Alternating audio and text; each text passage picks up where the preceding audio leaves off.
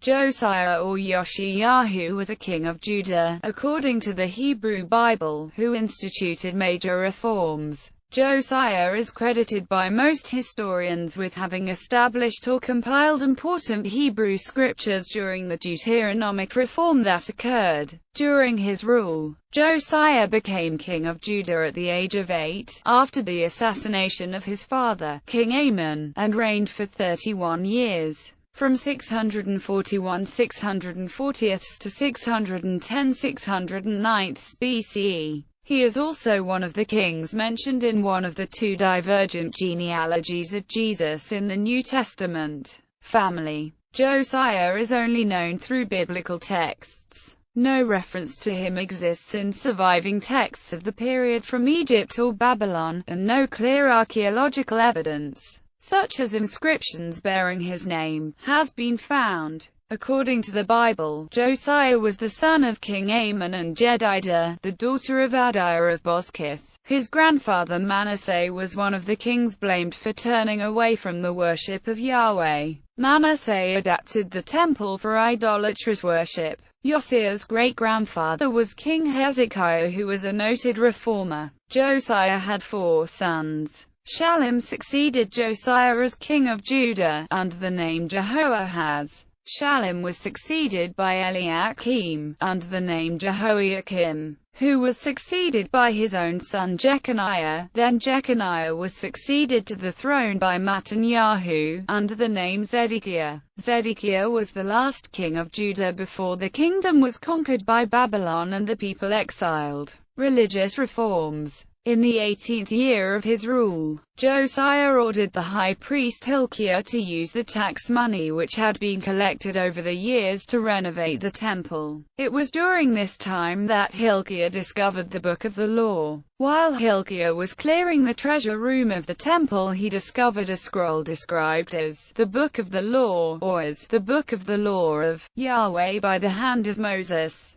The phrase, the Book of the Torah, in 2 Kings chapter 22 verse 8 is identical to the phrase used in Joshua chapter 1 verse 8 and 8:34 to describe the sacred writings that Joshua had received from Moses. The book is not identified in the text as the Torah, and many scholars believe this was either a copy of the Book of Deuteronomy or a text that became a part of Deuteronomy. Hilkiah brought this scroll to Josiah's attention, and the king was greatly alarmed lest the calamities threatened in the book for non-observance of its commands should come upon him and his people. He sent to consult the prophetess Huldah, who assured him that the evil foretold would indeed come, but not in his day, because, she said, thine heart was tender, and thou didst humble thyself before the Lord. An assembly of the elders of Judah and Jerusalem and of all the people was called, and the ancient covenant with Yahweh was renewed. The king then set himself to the task of cleansing the land from idolatry. Josiah encouraged the exclusive worship of Yahweh, and outlawed all other forms of worship.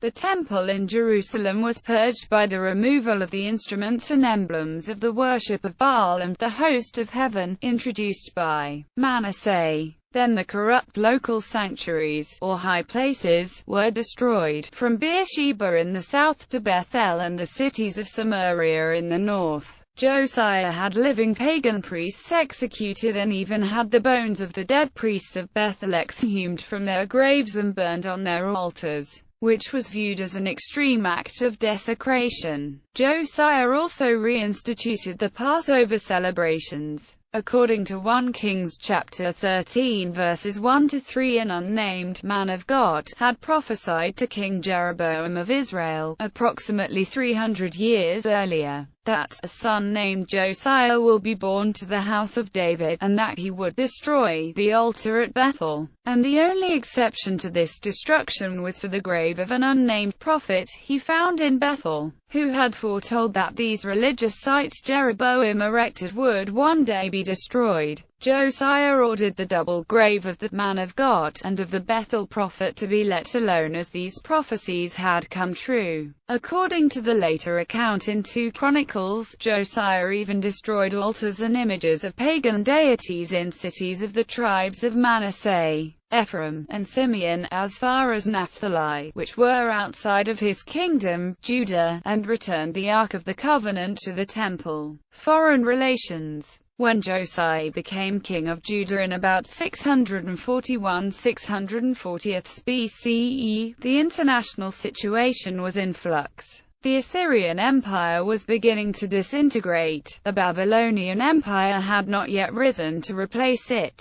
and Egypt to the west was still recovering from Assyrian rule. In this power vacuum, Jerusalem was able to govern itself for the time being without foreign intervention. In the spring of 6009 BCE, Pharaoh Necho II personally led a sizable army up to the Euphrates River to aid the Assyrians against the Babylonians. Taking the coast route via Maris into Syria at the head of a large army, consisting mainly of his mercenaries, and supported by his Mediterranean fleet along the shore, Necho passed the low tracts of Philistia and Sharon. However, the passage over the ridge of hills which shuts in on the south of the Great Jezreel Valley was blocked by the Judean army led by Josiah, who may have considered that the Assyrians and Egyptians were weakened by the death of the pharaoh Psamtik I only a year earlier, who had been appointed and confirmed by Assyrian kings Esarhaddon and Ashurbanipal. Josiah attempted to block the advance at Megiddo, where a fierce battle was fought and Josiah was killed. Necho then joined forces with the Assyrian Ashurbanipal II, and together they crossed the Euphrates and laid siege to Haran. The combined forces failed to capture the city, and Necho retreated to northern Syria. Death. There are 2 accounts of Josiah's death in the Bible. The books of Kings merely state that Necho II met Josiah at Megiddo and killed him. The Book of Chronicles gives a lengthier account and states that Josiah was fatally wounded by Egyptian archers and was brought back to Jerusalem to die. His death was a result of not listening to what Necho had said at God's command, when Necho stated, "What quarrel is there between you and me, O king of Judah? It is not you I am attacking at this time, but the house with which I am at war. God has told me to hurry, so stop opposing God, who is with me, or he will destroy you." Josiah did not heed this warning, and by both accounts his death was caused by meeting Necho at Megiddo. All Judah and Jerusalem mourned for Josiah. According to 2 Chronicles chapter 35 verse 25, Jeremiah wrote a lament for Josiah's passing. Succession. After the setback in Haran, Necho left a sizable force behind, and returned to Egypt. On his return march, Necho found that Jehoahaz had been selected to succeed his father, Josiah. Necho deposed Jehoahaz, who had been king for only 3 months, and replaced him with his older brother, Jehoiakim. Necho imposed on Judah a levy of 100 talents of silver and a talent of gold.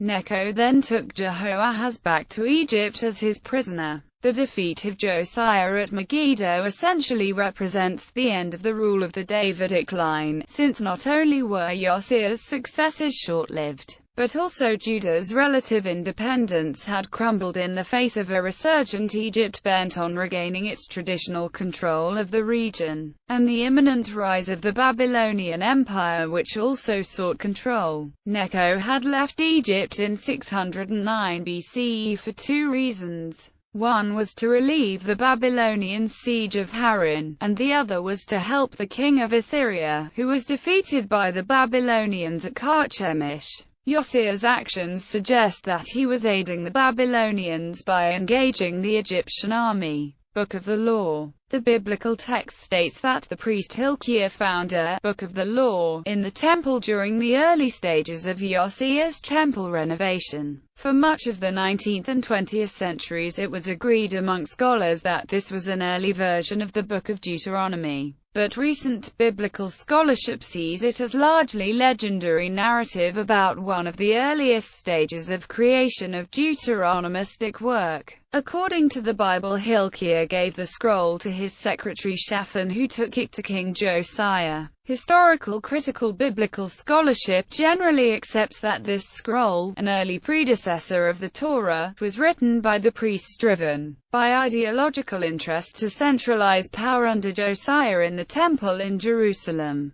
and that the core narrative from Joshua to 2 Kings up to Josiah's reign comprises of Deuteronomistic history, written during Josiah's reign. On the other hand, recent European theologians posit that most of the Torah and Deuteronomistic history was composed in its form finalized during the Persian period, several centuries later. According to George E. Mendenhall, King Josiah then changed his form of leadership entirely, entering into a new form of covenant with the Lord. Because of what was known as the Book of the Law, he wiped out all of the pagan cults that had formed within his land. He, along with his people, then entered into this new covenant with the Lord to keep the commandments of the Lord. According to Mendenhall, in this covenant the Lord was merely a witness to the covenant instead of an actual participant. This defines the covenant as a vassal treaty, a treaty in which the suzerain owes something to its vassals. Because this covenant had just been discovered, it had to be formed into coalition with the covenant that King Josiah's people were already serving under, the Abrahamic covenant.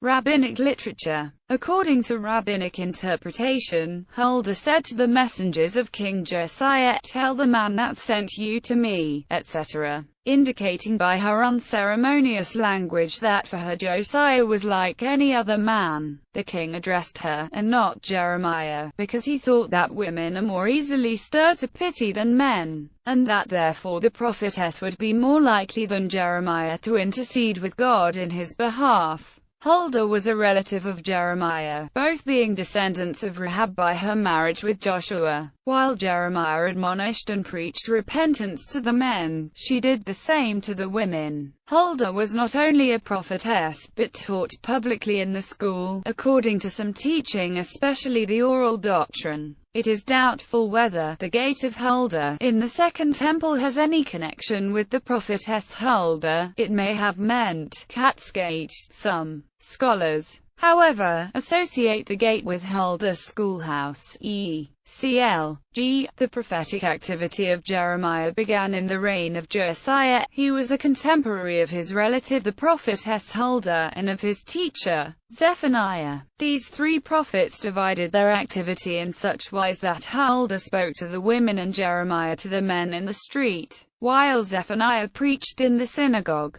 When Josiah restored the true worship, Jeremiah went to the exiled 10 tribes, whom he brought to Palestine under the rule of the pious king. Although Josiah went to war with Egypt against the prophet's advice, yet the latter knew that the pious king did so only in error, and in his dirges he bitterly laments the king's death. The 4th chapter of the Lamentations, beginning with a dirge on Josiah.